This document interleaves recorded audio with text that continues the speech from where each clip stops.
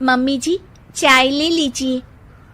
अरे कलमुही, तेरे हाथों से तो चाय पीते हुए भी डर लगता है, कहीं इससे तेरा रंग मुझ पर ना चढ़ जाए।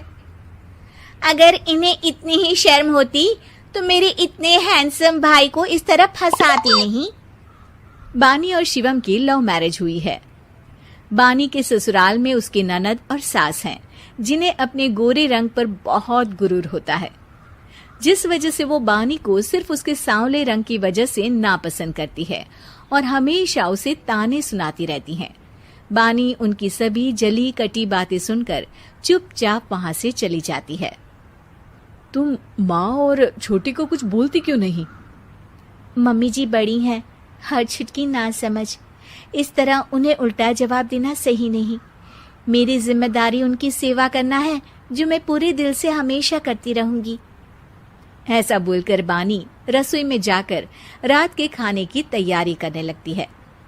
रात को खाना खाते हुए बानी की सास उसे कहती है, कल मैंने अपनी फ्रेंड्स के साथ किटी पार्टी रखी है, समय से सारा खाना बना देना और अपना मनहूस चेहरा लेकर ज्यादा उनके सामने मत आना, समझी?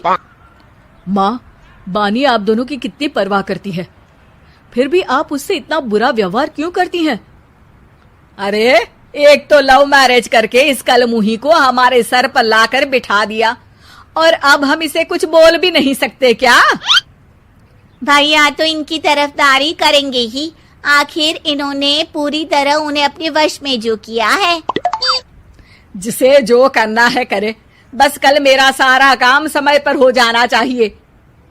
इस पर सब खाना खाकर सोने चले जाते हैं और अगले दिन बानी जल्दी उठकर सास की किटी पार्टी के लिए तैयारियां शुरू कर देती है, जिस पर पार्टी शुरू होने के बाद सास की सहेलियां कहती हैं, अरे वाह री, तेरी बहू ने तो बड़े स्वादिष्ट समोसे बनाए हैं। हाँ भाई, रंग कैसा भी हो, खाना बनाने में बिल्कुल अन्नपूर्णा है। अरे इसकी भी क्या बात करनी, मेरी बेटी से मिलो, इसकी सुंदरता के आगे तो उर्वशी रंभा भी फेल है। उर्वशी रंभा को तो फेल कर देगी, पर क्या अन्नपूर्णा बन पाएगी? अरे इसे काम करने की क्या जरूरत, उसके लिए बानी है तो, और मैं तो इसकी शादी भी किसी नौकर चाकर वाले घर में ही करूंगी। बानी वापस रसोई में चली जाती है और किटी पार्टी चलती रहती है। उसी रात को बानी की सास गुस्से में चिल्लाते हुए अपने कमरे से बाहर निकल कर आती है।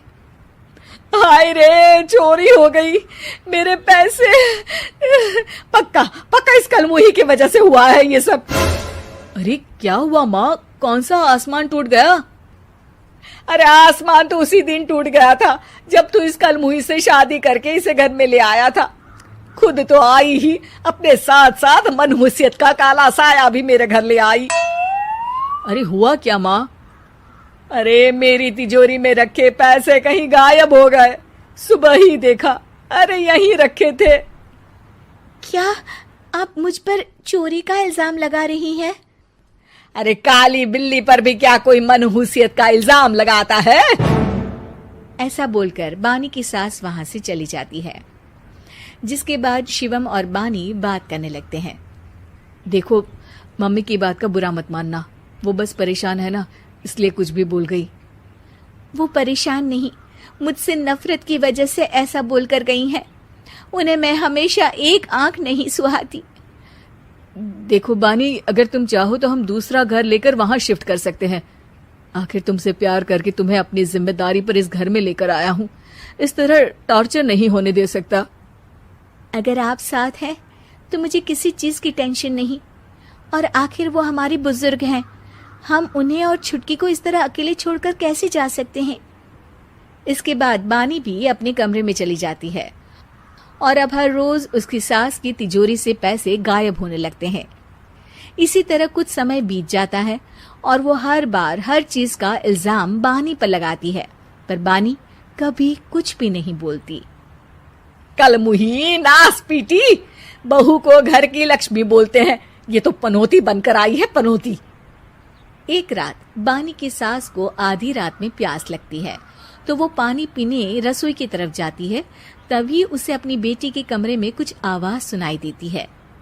हाँ हाँ, मैंने मम्मी की तिजोरी से हर रोज थोड़े थोड़े पैसे निकाल कर हम दोनों के लायक खूब पैसे इकट्ठे कर लिए हैं।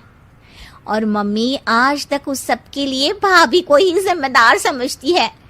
तुम बस जल्दी से आकर मुझे यहाँ से ले जाओ और हम कहीं दूर जाकर शादी कर लेंगे। मम्मी को कुछ पता नहीं चलेगा, सब मुसीबत खत्म। अपनी बेटी की ये सारी बातें सुनकर बानी की सास भौंचक्की रह जाती है और अपने कमरे में वापस चली जाती है।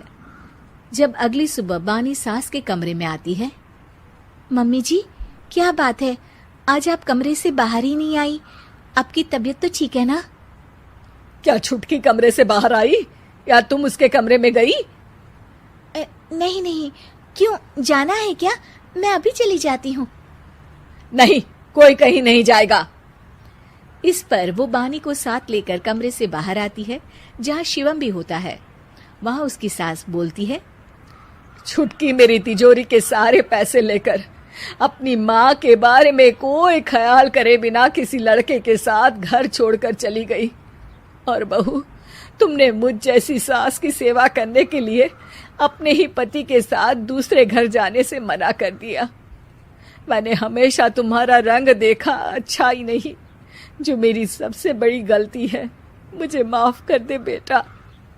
और इसके बाद बानी की सास कभी अपनी बहू की तारीफ करते थकी